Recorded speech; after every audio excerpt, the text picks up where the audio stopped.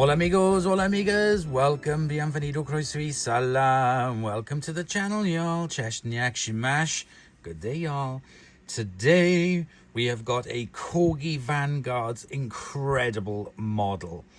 I always love these cars, I absolutely love Ford Cortinas, absolutely love Ford Cortinas, always have, always will. They're just so quite American looking in a British way.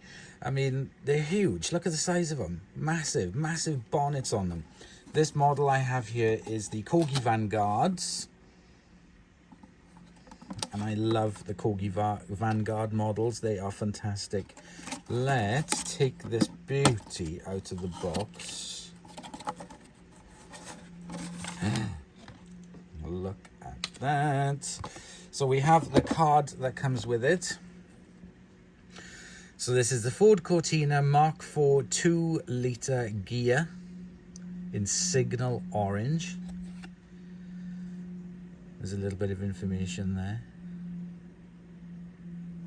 Ah, right, okay, so the signal orange is rare. The colour more popular on fast Fords, but this car is the exception. It was bought new in February 1979 by Essex-based Mr. and Mrs. Robinson, who retained it until 2011, covering only 30,000 miles. Towards the end of their ownership, it was briefly stored outside, covered with blankets and a waterproof sheeting. When this was removed, it appeared mouldy, but once cleaned up by the second owner, Roger Chinnery, of well-known Ford specialist affordable cars, the original paintwork was perfect. He kept the car until March 2013, during which time it was featured in Classic Ford magazine. This immaculate and supremely original Cortina has covered less than 35,000 miles and is now proudly owned by the County Cork-based Declan Ryan, who enjoys using it for classic car events. So there we go. So this model is number 187 of a production run of 1200. So it's quite an early one. That's quite nice. I love to see the history of these cars. That's what I love so much about the Vanguards. Fantastic. Right. Okay, Declan. Let's take a little look at your car. Oh my God, look at that. It's amazing. And a Ghia as well. Posh. Right, let's undo these screws underneath. Okay, I've just taken off the last screw. Now I just need to remove this one underneath. There we go. Wow. Right, let me just give this a little bit of a wipe over. Oh, wow, Declan, what an amazing car that you have. I am so jealous. That Cortina is just to die for. It is amazing. And the Corgi car model is just immaculate. It's a beautiful, beautiful, well-made model. Absolutely love it. The color of it, the vinyl roof effect, the lettering, the wording. It looks like I'm looking at this from the other side of the camera, and it looks like I'm watching it on KGF classic cars or something. It's absolutely beautiful model. I am well gel. I would have loved to have a ride in that car. Absolutely beautiful. So let's see if I can find some information now about this Mk4 Ford Cortina Ghia. Okay, so the Ford Cortina Mk4 was production from 1976 to 1979. It was assembled in Ford Dagenham, Taiwan, Australia, New Zealand and South Korea. Hugh Barnson, who was the designer of this car and others for Ford, was born in 1930 in Hamburg, Germany. From 1958 to 1986, he held various positions with Ford Europe. Most recently, he was the Vice President for Design. The Ford Taunus, 1960, Ford Taunus TC in the Cortina Mk4 in 1970, the Ford Granada 1972, the Ford Capri Mark II in 1974, the Ford Escort Mark II in 1975, the Ford Taunus TC Cortina 4 1976, Ford Fiesta 1976, Ford Granada Mark II 1978, Ford Capri Mark III 1978, Ford Escort Mark III 1980, the Ford Sierra in 1982, the Ford Scorpio first generation and the Granada third generation in 1985, and the Ford Transit in 1986. The fourth generation Cortina was a more conventional design than its predecessor, and this was largely appreciated by fleet buyers.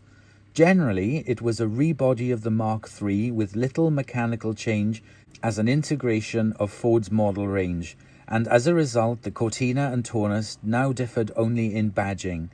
Although the updated Taunus was introduced to continental Europe in January 1976, Ford were able to continue selling the Cortina Mark III in undiminished numbers in the UK until they were ready to launch its successor as the Dagenham-built Cortina Mk4, which went on sale the 29th of September 1976.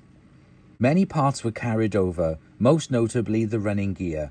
The raised driving position and the new instrument panel had, along with some of the suspension upgrades, already been introduced to the Cortina Mark III in 1973, so that from the driving position the new car looked much more familiar to owners of recent existing Cortinas than from the outside.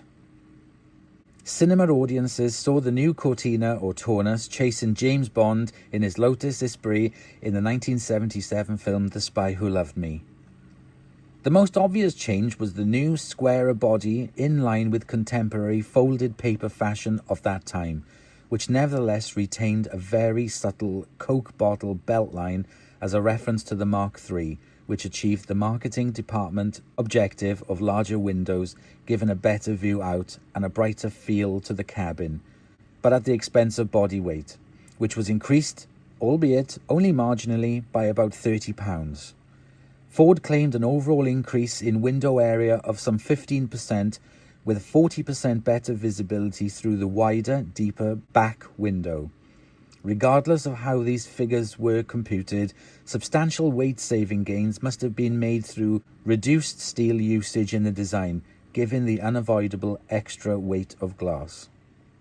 This series spawned the first Ghia top-of-the-range model, which replaced the 2000E. The 2.3-litre Ford Cologne V6 engine was introduced in 1977 as an engine above the 2-litre Pinto engine, already a staple of the Capri and Granada ranges. However, 2.3-litre Cortinas never sold particularly well in the UK. The Cologne V6 was certainly a much smoother and more refined power unit than the Pinto, but the V6 models were more expensive to fuel and insure, and were only slightly faster, being about 0.5 seconds faster from 0 to 60, and having a top speed of about 109 miles compared to the 104 miles of the 2.0-litre models. A 1.6-litre gear option was also introduced at the same time as the 2.3-litre V6 models in response to private and fleet buyers who wanted gear refinements with the improved fuel economy of the smaller 1.6-litre Pinto engine. Few cars were sold with the 1.6-litre engine though. The 2-litre Pinto was always by far the most common engine option for Ghia models. 2-door and 4-door saloons and a 5-door estate were offered, with all the engines being carried over.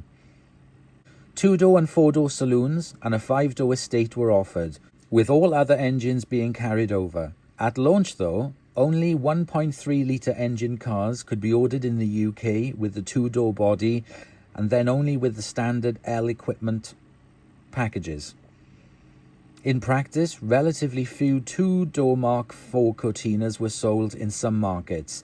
The 2-door saloon was marketed as a coupe, but this was not the case in Britain. Ford already competed in the coupe sector in Europe with the Capri, which was particularly successful on the British market.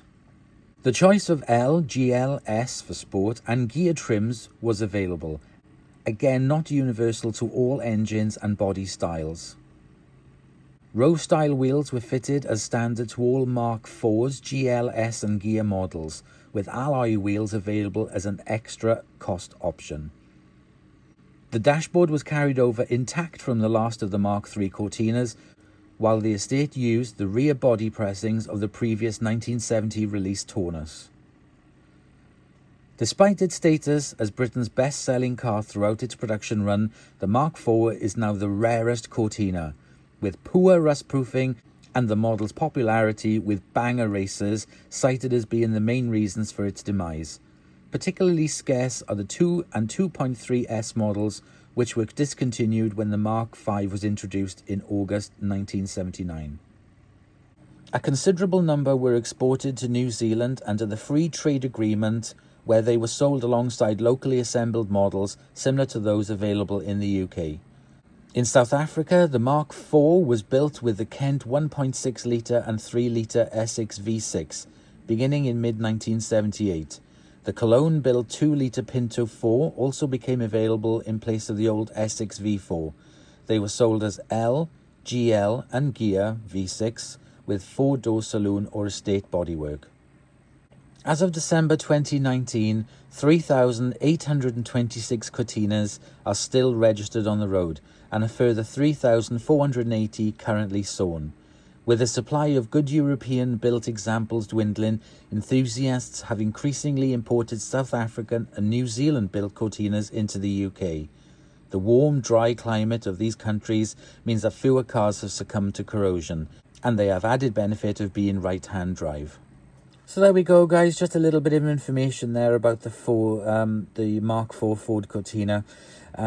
It's lovely that this specific car that I'm showing you now is an actual model still in use today in Ireland. That's absolutely fantastic. Beautiful model, beautiful car. Shame about the, like they said, about the cheapening of the rust proofing and everything. It's such a shame that they cut corners there. But yeah, I've got another one as well coming up, similar to this, but the Mk5 estate version. So I'll do a little video on that as well. But I absolutely love this model. The color and everything is fantastic. If I had the money back in the day, I probably would have picked exactly the same one. So thank you very much for watching. I hope you've enjoyed. Thank you very much to Declan for keeping this car up and running, and you never know, maybe one day I'll get to see it in some car show. But anyway, thank you very much for watching, guys, and I'll see you in the next episode. Bye, y'all.